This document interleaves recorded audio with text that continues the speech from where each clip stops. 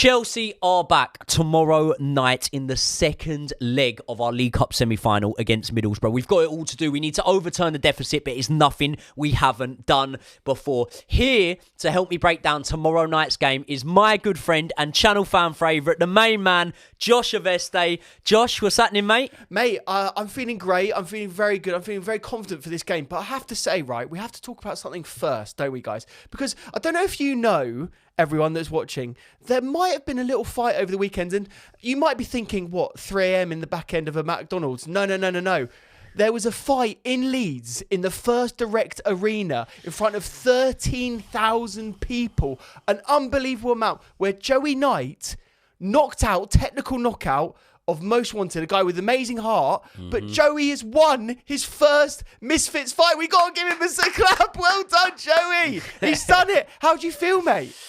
I feel good, man. I feel good. I told you earlier, I'm on a bit of an emotional adrenaline come down now. The day after the fight and the day after that is never easy because you build yourself up for it so much. Do you know what I mean? Like, it's like, 3 months of work or whatever all go into that one moment you're in the ring. You know, technically I was supposed to be in there for about 15 minutes, but got the job done early. We don't get paid for overtime around here.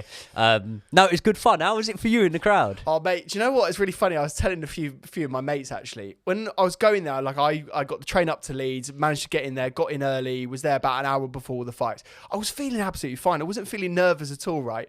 And then you walk out, it's your first big walkout of Misfits, and I see you and you look so calm and collected. But that was the moment where I started feeling really fucking nervous because anything can happen, mate. I knew that you had the quality, and in fact, the reason why I wasn't nervous is because I knew you were going to win. I just had that feeling. I've seen how hard you've been training. I knew your record. You know, you have an amazing amount of experience. But anything can happen when you're in the ring, can't it? You could have slipped, something could have happened, something could have gone wrong. You know, the judges could have been wrong. Anything could happen, right, in the fight. And if you lose, it's not a good start to your Misfits career. But then watching you as you were doing there, I have to say, mate, I was still incredibly nervous, and I felt a bit emotional seeing you there. Do you know what I mean? Because we've been waiting for this moment for so long, and it was a big moment for us, Brian and us, and you know, we were all there together as a group. But you were just so calm and collected. You know, for me, I just want to know, how did you feel like getting in there, like going from the walkout, getting in the ring for the first time, and then throwing the first punch? Do you know what? It's really weird, right? You know, like in life, there's certain things that you just take to, like a duck to water sort of thing, and there's certain situations you feel very calm in and certain situations you feel unnerved in, right? So you know, through all the work and all the help that you give me with the podcast stuff, one thing that makes me very uneasy and very like nervy and stuff is like workload stuff, numbers stuff, you know, the sort of stuff that maybe you do at school and that sort of stuff. And I'm not good at that side of things, like in life, right? What I am good at is like performing under pressure. That's what I thrive in, sort of thing. So when I'm stood there, and listen, the arena weren't packed out when I thought, but it's daunting. There's still more fans than I've ever boxed in front of. There was a lot of people there. There were, you know, even for the first fight of the night, which is notoriously, you know, full of empty arenas. That just happens in UFC. It happens everywhere, right? There were still a lot of people there. Yeah, I remember looking round. So I stood in, not the tunnel, like the bit behind the stage when we were about to walk out. And I remember looking round and being very conscious, like very in the moment sort of thing, because I like to try and take in as much as I can. Like, you're not going to get that experience again. You'll be able to watch it back, but you'll never be able to live that moment again. So I remember sort of looking round, and I just felt an inner peace, just an inner calm. I'm like, yeah, this is what I'm supposed to do. This is what by hook or by crook I'm actually good at. You know what I mean? So it's funny, isn't it? Because it's like, I'm not just basing this all off one performance, but my like, it's a crazy little journey, isn't it? It's all happened in the last year or so, but it's took me close to 30 years to get to a point where I'm like, right, this is what I'm supposed to be doing with my life. You know what I mean? So it was quite an overwhelming moment to finally be like, you know, right, this is what I've got to do. This is what I'm good at. This is what I'm supposed to be doing. The fight went really well, to be honest, didn't it? I had a tough kid in there, and I think like how tough he is now. Do you know what? His actual boxing ability surprised me. Like, Yeah, definitely. he looked like a boxer. He didn't- First round, he came for you, didn't he? Yeah, First, he came for first me. round, and he went out. And do you know what? I think the first half of the round, people were saying he would have won that round. Yeah, otherwise. Do you know what I mean? So, well, yeah, but I always knew it was in my game plan to just like have a look at him, use my feet. I can move around a ring. It was an Olympic-sized ring, which is bigger than I'm used to boxing in, and that benefits me more because I can move with my feet and twitching and feinting and whatever. And I always had that thing of knowing that when I land on you, I'm gonna keep you honest. I'm gonna be able to get your respect, sort of thing. So I was sort of waiting to pull the trigger on it a little bit, having a little look at him, landing a few jabs here and there, and then I think I got told there was a minute left in the round by my corner, and I was like, right, okay, there's a minute left. Let me start to put some shots together. And then as soon as I really did start to put my hands together, that's when I dropped him for the first time. Did I get a knockdown in the second or a standing count or something in the second, and then stopped him in the so third? it was a knockdown in the first, wasn't it? A standing count in the second, and then the fight finished in the third, wasn't it? I think so. Yeah, there was the big knockdown in the first. Yeah. That was the big knockdown where his feet went above his head. Yeah. Then there was... do you remember I hit him? I twisted, turned him, done a little Lomachenko move. Poor man's Lomachenko. I done a little Lomachenko move, turned him, bum, hit him, and I sort of put my head down there as if to say, I don't need to see whether he goes or not. And he actually didn't go down, but step in there, ref, you know what I mean? And whatever. Listen, I think maybe it could have been called after the second, but he carried on for the third, got the stoppage in the third. Don't think he was really like... hurt, but it was just one-way traffic when it was only going one way. Yeah, it was. Look, and I have to say, watching it, you felt that it could have been finished earlier. It could have 100% been called off. But you just had to say, you just looked so calm and collected and so professional, and just your ability there was a level above his. And look, that's no discredit to him. And I think we do have a service to sort of say here.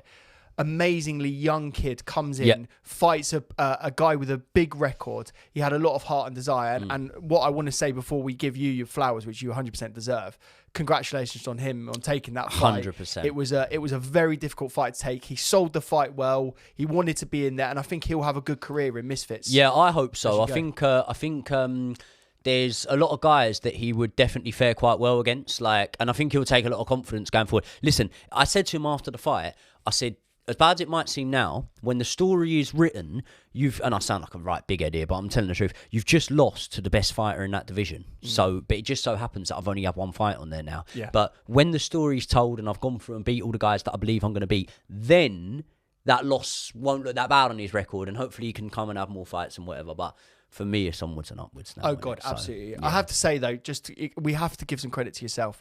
You've gone in there. It's your first Misfits fight. Obviously, you've had this amazing record in the amateur leagues, and you've come in, as we say, in front of a massive arena, and you've put on a real dominant display. And now you've seen everyone else talking about you. You see all the press, all of the people in the industry, even the fighters that are there, other Misfits fighters.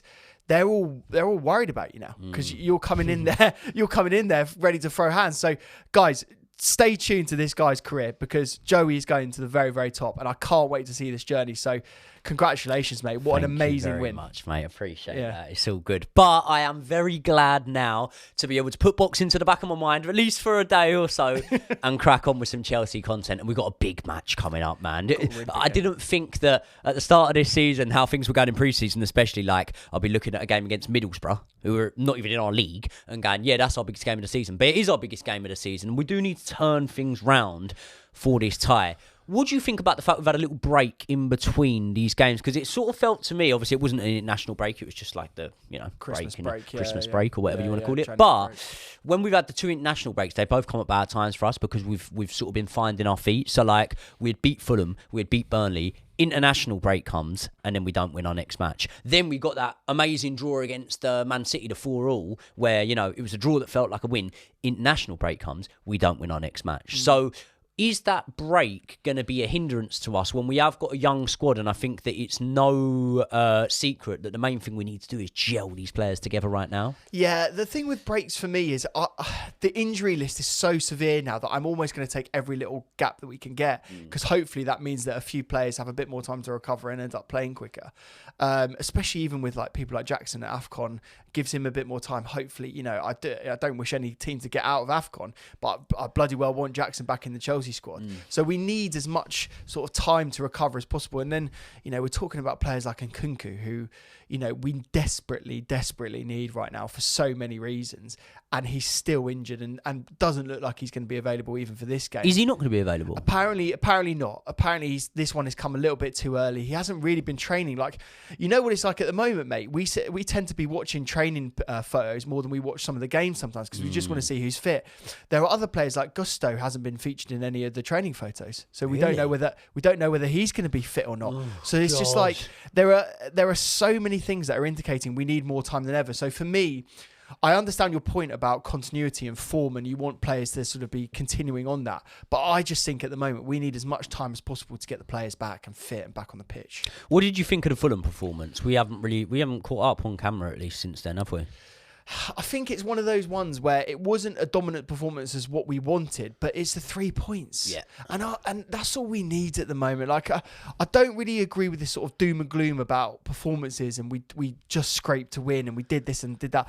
Mate, honestly, if we scraped to win for the rest of the season, we would be laughing. We would be but also, chuffed. just scraped to win against Fulham. Well, okay, but Arsenal didn't just scrape a win against Fulham, did they? You know what I mean?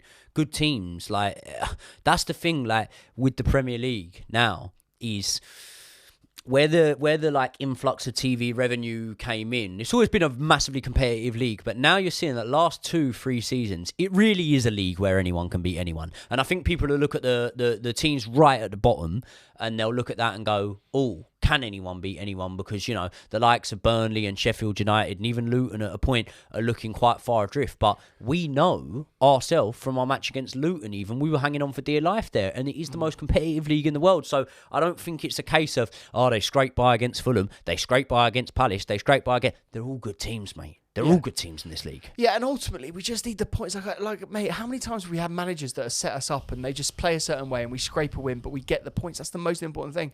And if you're talking about champions and hopefully getting to the Champions League and that level that we're going to go, we're going to have to scrape wins against teams. That's just the way that it goes. And do you know what's funny? I was just looking at the team sheet again for that game. I feel like if you looked at that team sheet again, you could predict a very similar result. There isn't a lot going up top with that team, with Sterling, Broja. Palmer got his goal, continued his good form. But with those two especially, and then Gallagher behind them, it's not as attacking, it's not as exciting as what it could be for Chelsea, especially with all the players coming back. So take the win, mate, and move on. And we need to hopefully... to be honest with you, mate, if we scraped a 2-1 or a 2-2, take it to penalties and end up winning this Borough game, I think we'd all take it. Do you know what I mean? Well... Listen, one thing is we did get a win on the board, and one thing Borough haven't done is they haven't had a win on the board since that game against us. Obviously, they drew their last game with Rotherham. Who'd they lose? They lose to Millwall. You said Millwall. Joe Edwards managing Millwall, ex-Chelsea. Yeah. He's saying some good stuff. Listen, Borough aren't great, and they weren't great in the first leg. We were just pretty woeful in front of goal, and we did have our opportunities. We reverted a little bit to what we had seen at the start of the season, which you hit the nail on the head perfectly and said if you get 11 strong boys behind the ball against Chelsea and they're all up for it, you've got a very good chance of getting a win against us on the counter-attack. And that's exactly how it played out, isn't it? Yeah, I think, do you know what's funny, mate? We had a few comments in our last videos where we just, people were saying that we were questioning Borough unfairly, and they actually played in a way that wasn't just physical. They had some pace, they had some crosses in that was good football. And I agree and I disagree in the fact, if we knew what they were going to expect. And in fact, Michael Carrick said it very clearly. They saw the weakness being Colwell and they just attacked Colwell. Yeah. And they just used a pacey winger. And so without spoiling it too much, when we get into the team sheets later on, I think we've got to address that problem. We can spoil it, mate.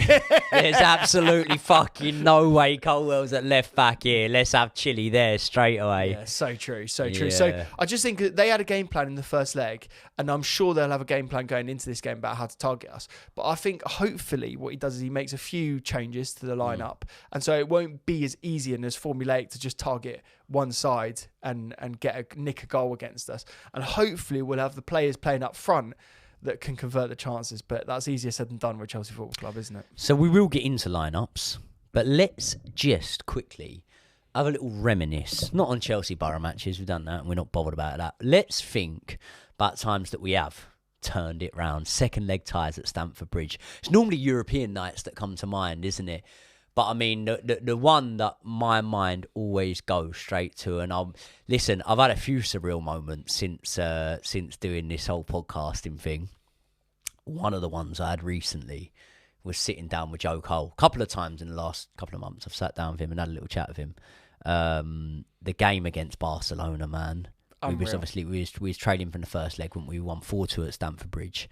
That was a phenomenal match. The Napoli game, I was at that game in the stands. That was before they moved the away end into the shed. Do you remember when the away end was in the Matthew Harding? And I was there. I was right by all the Italians. We came back and it was like perfect goal scorers as well. It was JT from the corner. It was Lampard. It was Drogba. And then Ivanovic in extra time got the winner in that one. Underrated Ivanovic, wasn't he? What a player he was. He scored some big goals for Chelsea. Yeah. Europa League final he scored, didn't he? He scored that goal. Yeah. Ivanovic, a great player, man. PSG, we turned it round at home against them in the Champions League. So, listen, it's an era gone by, but it is still Chelsea, and it is still... and let's remember, one that it didn't even come to my head because it was such a miserable season, I sort of forget about everything, but last season, Borussia Dortmund in the Champions League. Yeah. We turned that one round. Yeah. So, it can be done. We've done it recently against better teams than Middlesbrough. And I don't think you put Middlesbrough and Borussia Dortmund's class. We have done it, and we can do it, and I genuinely do think we will do it. But let's give our teams to do it. What we're going to do, we're going to start with your team, and then we'll go on to my team. Let's go from the top. In goal.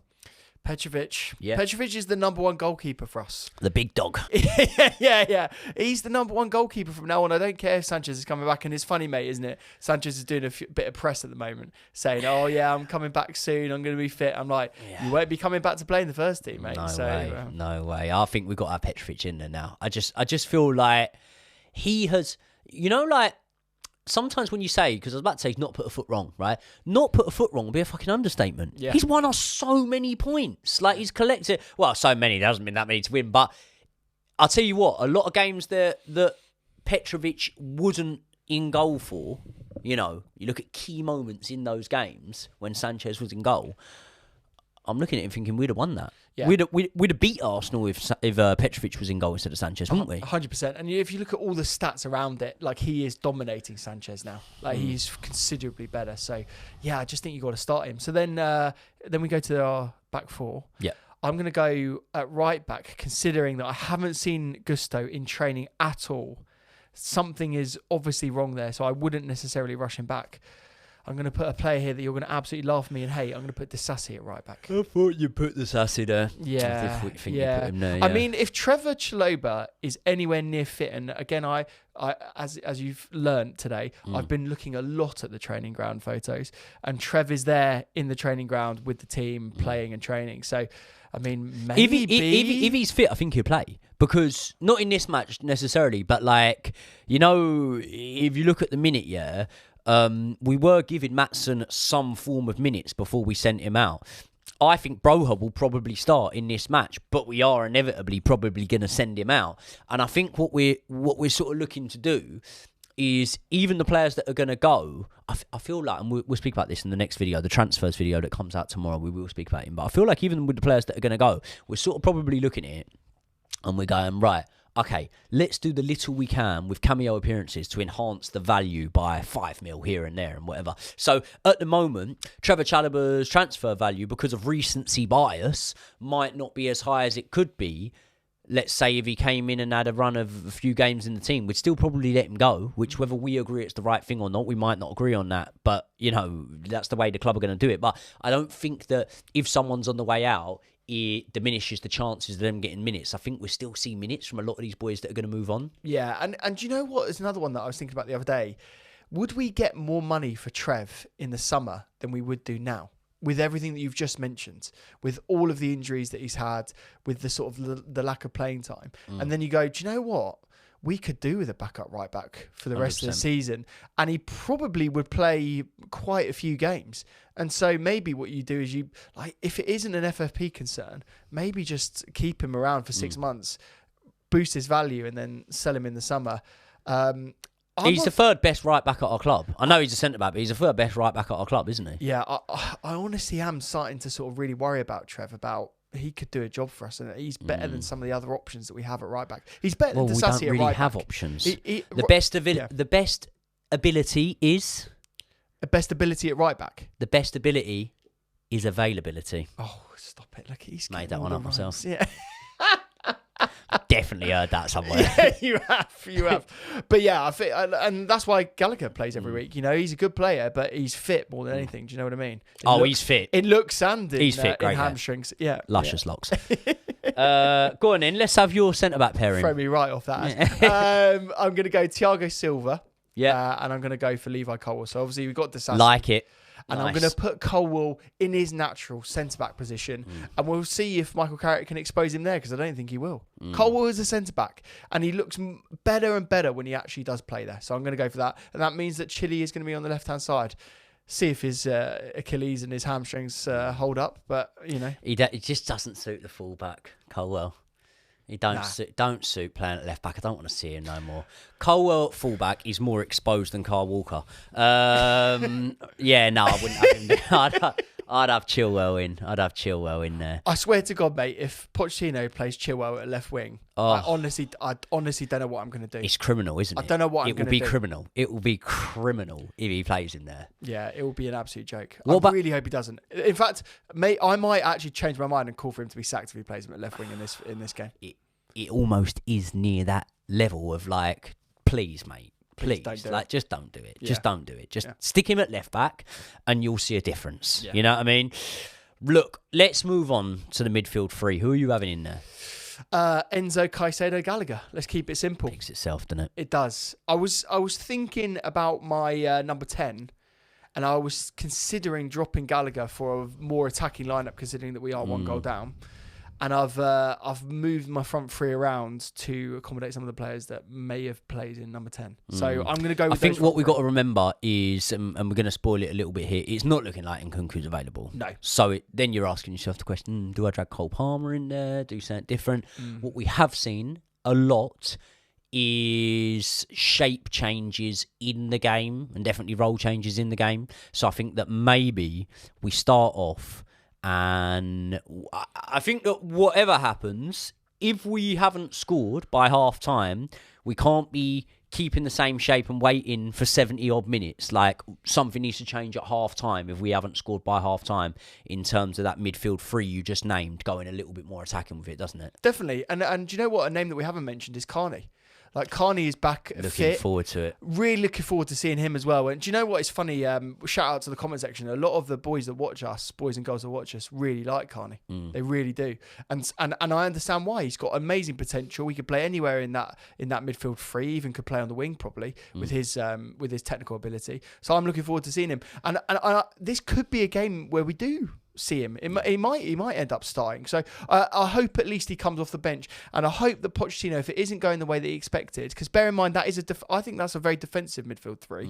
I would like it to be a bit more attacking. I hope that if it isn't going the way that it's going, he makes the subs at 55, 60 minutes rather than waiting for until 70. Yeah, I definitely agree with that. What about your front line? So I'm going to go for Sterling on the right. I'm going to go for Mudryk on the left. Which means you're going, where's Palmer and Broja? Broja isn't going to play for me. Right. I'm going to keep it that simple. Now, you're going to be questioning me and going, where the hell were the goals going to come from? Cole Palmer had his opportunities against Borough. He absolutely fluffed them. Mate, Broja just doesn't look like the player that we expect. So you're starting Cole Palmer in the false nine? I am. You are. Okay. I'm going to start him in that role. I just think Broja is... Mate, it's so clear they're trying to get rid of Broja. They are actively briefing. They've got 4 or 5 clubs interested. I do think Broja will be gone by January 31st. I think that's pretty clear. And with that in mind, we've got to start thinking about what we're going to do in the meantime. Like, if this transfer is going to hot up, we've got to start playing the players that are going to be taken over from Broja anyway. So I personally would. Do you not think stylistically though, with Middlesbrough, like, we did look like we could have done with a bit of a target man in there, a bit more physical presence? I look at the goal that Broja scored against Preston in the Cup and I'm like, okay, maybe we could hopefully try and replicate something along those lines. But then at the same time, I'm going to sort of answer my own question here. I do agree with you, man. I haven't got that confidence. Broja isn't doing the hold-up play that we expect. Broja isn't playing in that way. Do you know what was funny, mate? We saw him. I think it was the Fulham game that I was watching when I was there. There were balls being pinged into him. And the key thing that I want my number 9 to do when he's the Broja number 9, like a Giroud number 9, that sort of level, is hold the ball up, wait for the wingers to come and around you, and also sort of wait for those sort of 1-2s where you can play it off, get to the number 10 and make the quick passes. He didn't do any of it. He didn't do a single element of that at all. And that's the key thing that I want. So if he's not doing that, play a different way. And that's why I've gone for Palmer. It wasn't an easy decision. And you and I have sat here and said quite a few times that we really like Broja and we really want him to come good and we want him to progress at Chelsea. And I really did think at the start of the season that he was going to be the guy that comes in and claims that position for his own. And unfortunately, so far, he hasn't done that. He's a young player. He still has loads of potential. He'll go to West Ham and be a fantastic player, probably make us eat our words. And I hope he does. But at the moment, he's not doing it for me. Isn't it mad how time can change a perception on some players, for example, or on their importance without them even playing? Jackson's gone off to the African Cup of Nations, and the way things are sort of panning out for us, I'm not saying he's massively, massively important for us, but if he was available for this match, I'd be selecting him. He'd play. And you know what? I think a lot of the dissenters of Jackson are being very, very quiet at the moment because they know how much we need him. And he has made a very good impact for us. The stats, the goals don't lie. Like, I know he's bagged hat-tricks in games where, where the other team was so rubbish. But he's bagged goals. So that's all you want from your number 9. And so I do really think we miss him. And like I said at the start, mate, I don't wish any teams to go out, but I have to say I'm ready for Jackson to come back pretty urgently. Yeah, I'm ready for him. Well, he's not available for selection for this match, obviously, but he will be back soon. I'll run you through my team sheet, right? Petrovic in goal, that's a no-brainer. I'm going to go with Gusto, and I'm going to hope that today we see some sort of training footage from him or something like that. The only thing I'm sort of hanging my hat on is we haven't heard that he's injured. And obviously, because we haven't heard anything, I'm sort of thinking, well, is no news good news? We haven't really. Have you heard that he's injured? You just haven't seen him in the pictures. I haven't seen him in any training photos at all. Right. Okay. And obviously, we haven't had the benefit of the press conference, which will be later on today. Yeah. But when you don't see a player in training photos, that usually means that they haven't been fit enough to be out on the grass. And if they're not fit enough to be out on the grass, they're certainly not going to play 90 minutes for Chelsea Football Club. Let's see what happens. I'm going to stick Gusto in there, and if he doesn't play, doesn't play. But it doesn't matter. My centre-back pairing, I am going Thiago Silva and Levi Colwill, the same as you. I want to see a bit of a relationship built between them two until now and the end of the season, if we can keep one of Ben Chilwell or Cucurella fit. Cucurella is not available at the moment. Ben Chilwell is coming in for me at left-back. The midfield, I'm sticking exactly the same as you were. We're going to go Enzo, Caicedo, Conor Gallagher. But I do agree with you in terms of if the match isn't going our way early on and we're not finding a way past this low block, then we need to move someone who is slightly more creative than Conor Gallagher into that number 10 space. And that might be where we see Cole Palmer drift across. But for me, I'm going to start Cole Palmer on the right wing. I am going to start Mykhailo Mudryk, your boy, on the left wing. I just think he needs to be given an opportunity to run riot a little bit in this game. And then through the middle, I am going to start with Broja, because I did look at that last game against Borough and I just thought, we just look a bit lightweight up front, man. We really do. And one thing is, like, listen, the Premier League's the most physical league in the world, but I tell you what, Championship's just as physical and sometimes a bit less quality, and a bit less quality can make it even more physical. Do you know what I mean? And I think if, let's say, for example, I went like Madueke or Sterling and Cole Palmer in the false 9, I just think it's a bit lightweight. I do just think it's a bit lightweight. The man who would come closest to this lineup, who's not in there for me, isn't actually Sterling, it's Madueke, because Madueke is the only player at our club at the moment. I'm not saying other players don't have the ability to do it, but Madueke is the only player that I'm confident that can run at a man.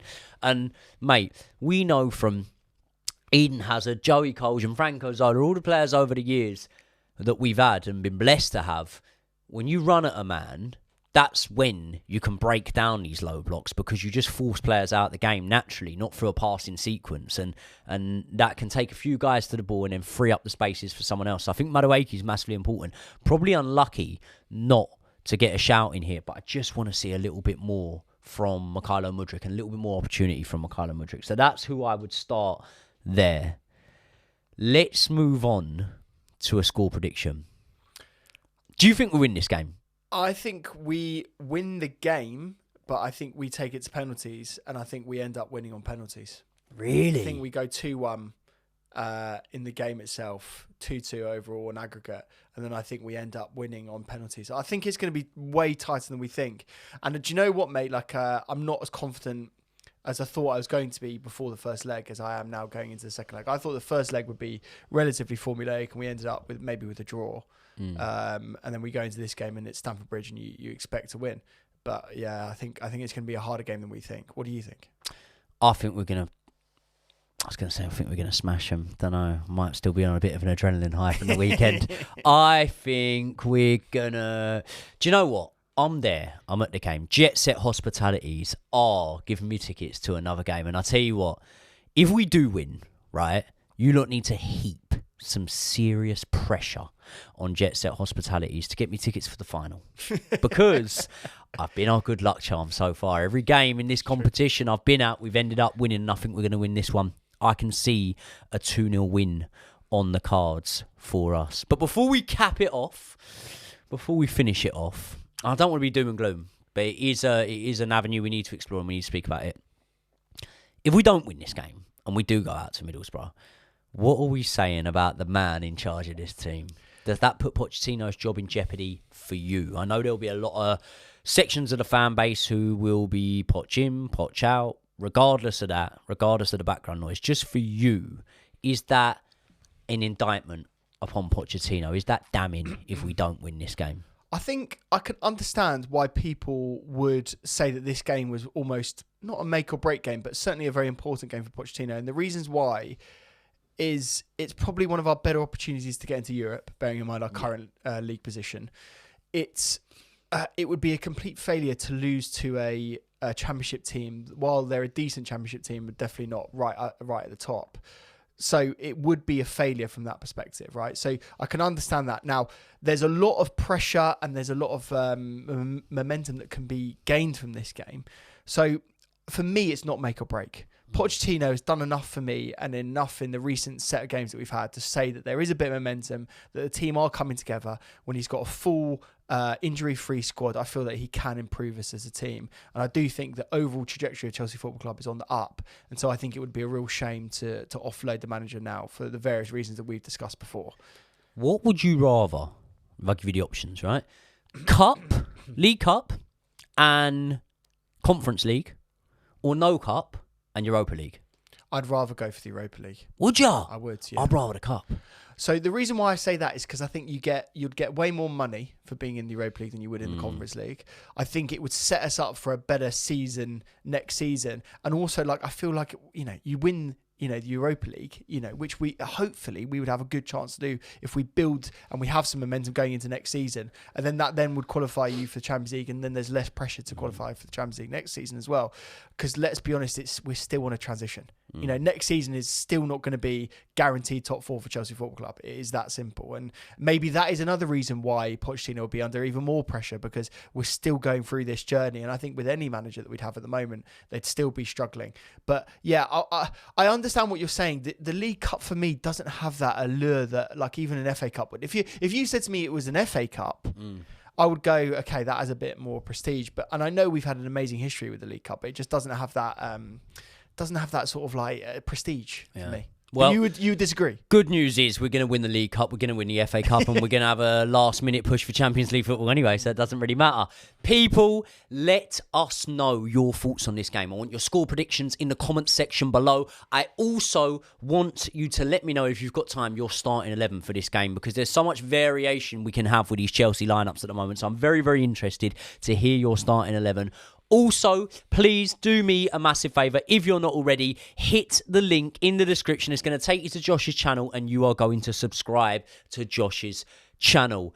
Anything else I need to say before we go? I think we're just going to get through to the final. I want to ask you one question before we do go. Yeah. If we do get to the final and we face Liverpool in the final, are you confident that we win that game?